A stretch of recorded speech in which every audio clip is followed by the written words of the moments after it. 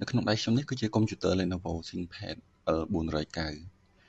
មិត្តភ័ក្តិពឹងឲ្យជួយតឡើង Windows និងកម្មវិធីសម្រាប់ប្រើប្រាស់ការងារ Office ទូទៅហើយឆ្លៀតក្នុងឱកាសនេះដែរខ្ញុំក៏ធ្វើជាវីដេអូសម្រាប់ចែកជូនបងប្អូនដែលអត់ទាន់ចេះតឡើង Windows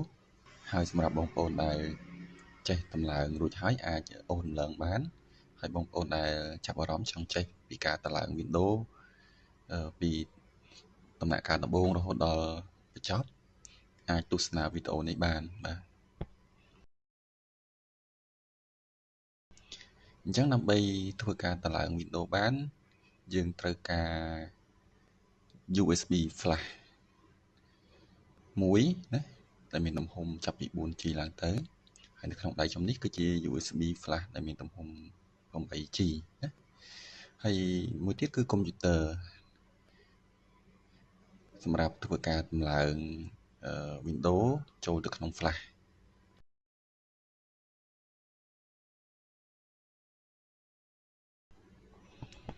ហើយនេះគឺជា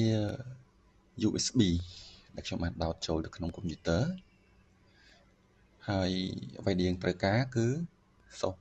Windows ណាជាប្រភេទ file ISO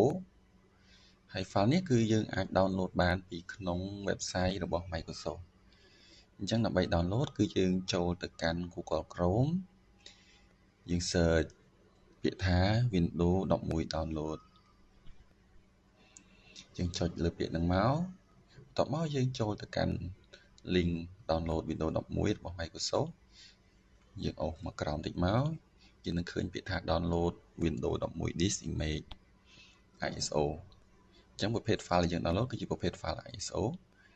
យើងចុច download now មកបន្តមកទៀតយើងជ្រើសរើសភាសាហើយភាសាដែលខ្ញុំជ្រើសរើសនេះគឺ English United States ណា English United States យើងចុច confirm អញ្ចឹងខ្ញុំអត់ download ទេដោយសារខ្ញុំមាន source ស្រាប់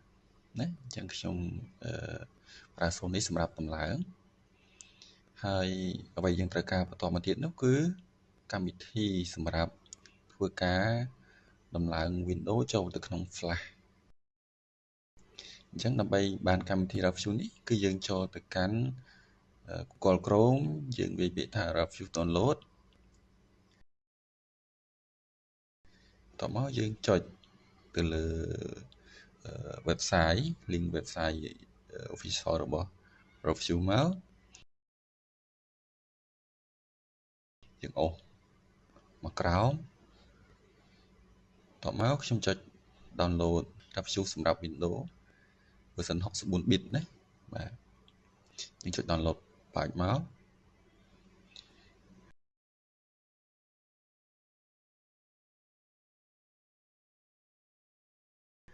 អូខេចុច start download ជាការស្រេចចុច open file មកអញ្ចឹងនេះគឺជា file ដែលយើងបាន download រួចរាល់ហើយអញ្ចឹងខ្ញុំ copy វាយកទៅដាក់ក្នុង folder របស់ Windows បាញ់មិញដើម្បីយើងងាយស្រួលក្នុងការស្វែងរកនៅពេលក្រោយយើងដាក់នៅត្រង់នេះមកបន្ទាប់មកយើង run file យើង run file ដែលយើង download ហ្នឹង run as admin មកអូខេអញ្ចឹងបន្ទាប់ពីយើងបាន run រួចយើង select យក USB បន្ទាប់មកយើង select យក Windows ដែលយើងបាន download មិញយើងចូលទៅកាន់ location របស់ Windows ហ្នឹងមកអូខេយើងរងចាំបន្តិចអូខេបន្ទាប់ពីវាបានស្គាល់ file ISO Windows រួចហើយយើងជ្រើសរើសប្រភេទ Partition Style អញ្ចឹងជាទូទៅគឺយើងប្រើ GPT Style ហើយក្នុងនេះគឺខ្ញុំ rename file Windows ដាក់ថា Windows 11 Pro ណាកន្លែងយើងដាក់ឈ្មោះអីក៏បានដែរអត់អីទេតែបើយើងចុច start ហើយនៅក្នុងចំណុចនេះគឺយើងត្រូវធ្វើការ select ទៅលើ option រំលងការ check requirement របស់ Windows 11គឺមិនចាំបាច់ check ទេហើយមួយទៀតគឺការបង្កើត username របស់ user អញ្ចឹងចំណុចនេះគឺខ្ញុំអត់បង្កើតទេ ខ្ញុំរងចាំបង្កើត username នៅក្នុងដំណាក់កាល setup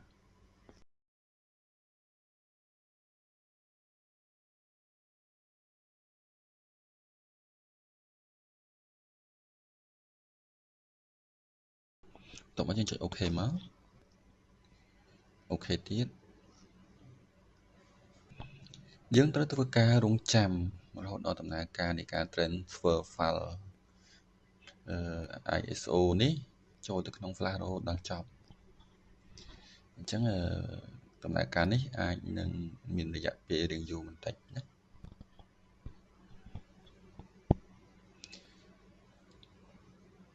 ចឹងបងប្អូនអាចនឹងឆ្ងល់ថាហេតុអីបានជាយើងមិន copy file នេះដាក់ចូលទៅក្នុង USB ហ្មងទៅចាំបាច់ធ្វើអញ្ចឹងធ្វើអីបាទយើង copy file យកដាក់ចូលទៅក្នុង USB ផ្ទាល់គឺអត់អាច boot ទេណាគឺអត់មានimage file image សម្រាប់ boot ទេអញ្ចឹងយើងដាច់ខាតត្រូវប្រើប្រាស់កម្មវិធីសម្រាប់transfer file Windows នេះឲ្យចូលទៅក្នុង flash ហើយអាច boot បានឥឡូវដំណើរការចប់សពគ្រប់ហើយយើងដក USB ចេញមកបន្ទាប់ពីដក USB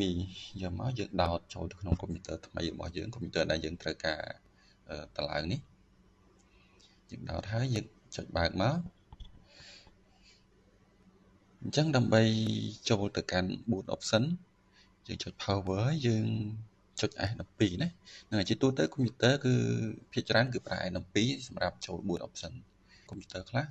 ចុច S12 កុំព្យូទ័រខ្លះចុច F2 ហើយកុំព្យូទ័រខ្លះទៀតត្រូវការ restart ហើយចុច enter អញ្ចឹងទៅ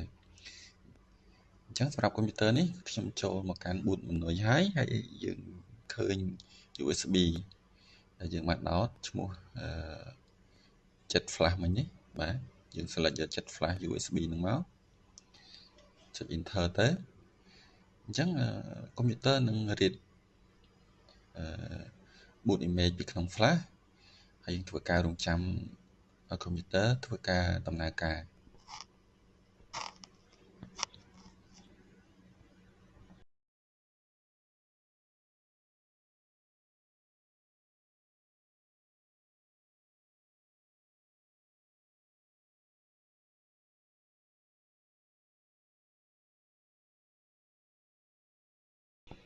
អូខេផ្ទាំង setup គឺមានលក្ខណៈបែបនេះអញ្ចឹងអ្វីយើងត្រូវធ្វើគឺជ្រើសរើសភាសាណាបន្ទាប់យើងចុច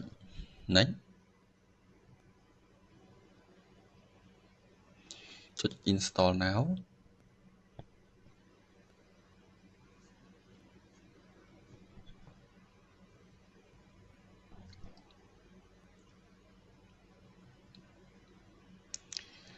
បន្តមកទៀតយើងត្រូវចុច accept ណាចុចកន្លែងសញ្ញា tick ហ្នឹងចុច accept មក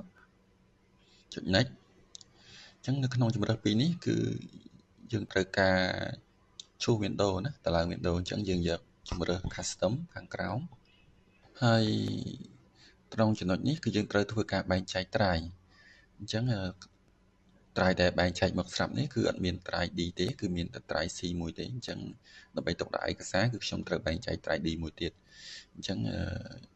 ខ្ញុំត្រូវលុប partition នេះចោលទាំងអស់ដើម្បីធ្វើការបង្កើតត្រាយឡើងវិញអញ្ចឹងយើងលុបម្ដងមួយទៅ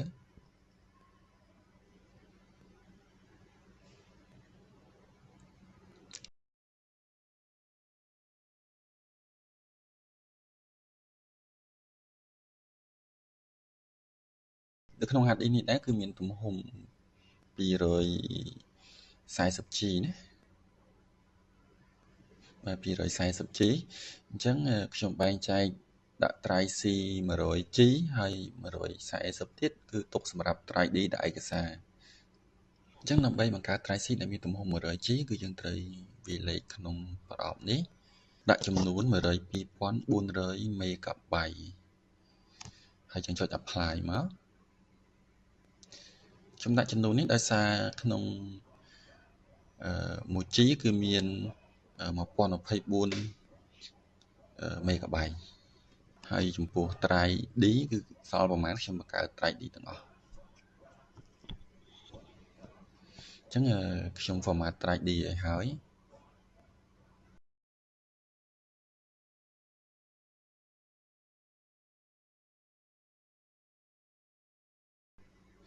អញ្ចឹងtry ដែលយើងជ្រើសរើសសម្រាប់ install គឺ try C ណាយើងចុច next មក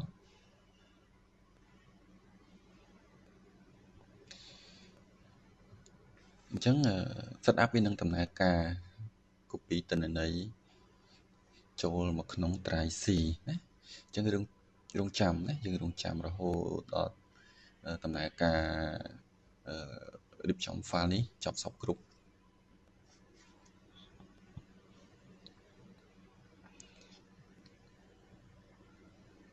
ដំណើរការនេះគឺស៊ីពេលដែរណាអាចចំណាយពេល10នាទីជាងទៅ20នាទី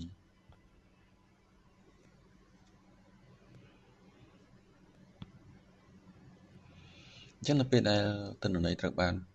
copy ចូលក្នុង try C ចប់គឺ computer នឹងធ្វើការ restart អញ្ចឹងបន្ទាប់ពី computer បានរលត់យើងអាចដក USB នេះចេញបានណាយើងដកចេញបានហើយ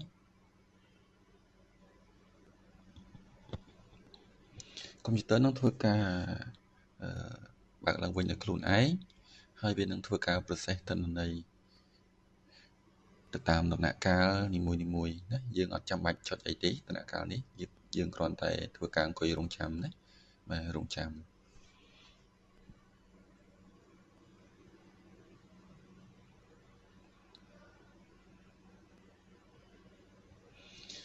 កុំព្យូទ័រអាចនឹងធ្វើការ restart ណាចំនួន1ដងឬ2ដងចឹងអត់បញ្ហាអីទេយើងគ្រាន់តែទុកឲ្យវាដំណើរការដោយខ្លួនឯងទៅ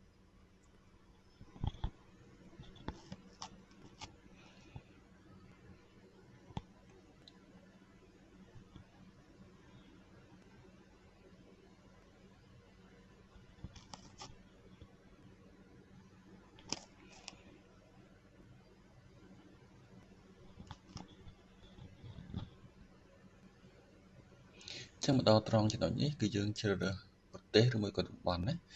អញ្ចឹងសម្រាប់ខ្ញុំជ្រើសរើសយក United States យើងចុច yes មក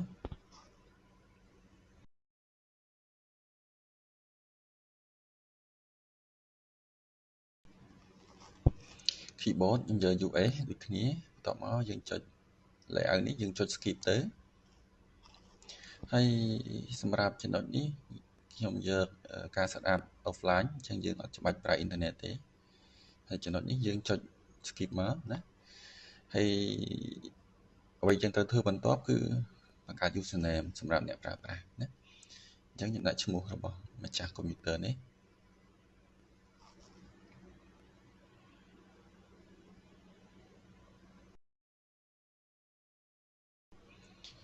បន្ទាប់មកយើងចុច next ត្រង់ចំណុច password នេះយើងដាក់ក៏បានមិនដាក់ក៏បាន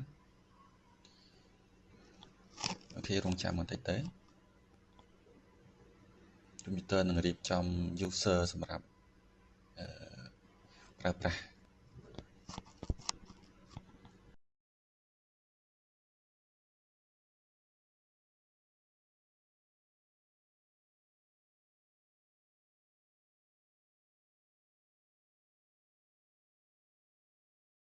អូខេ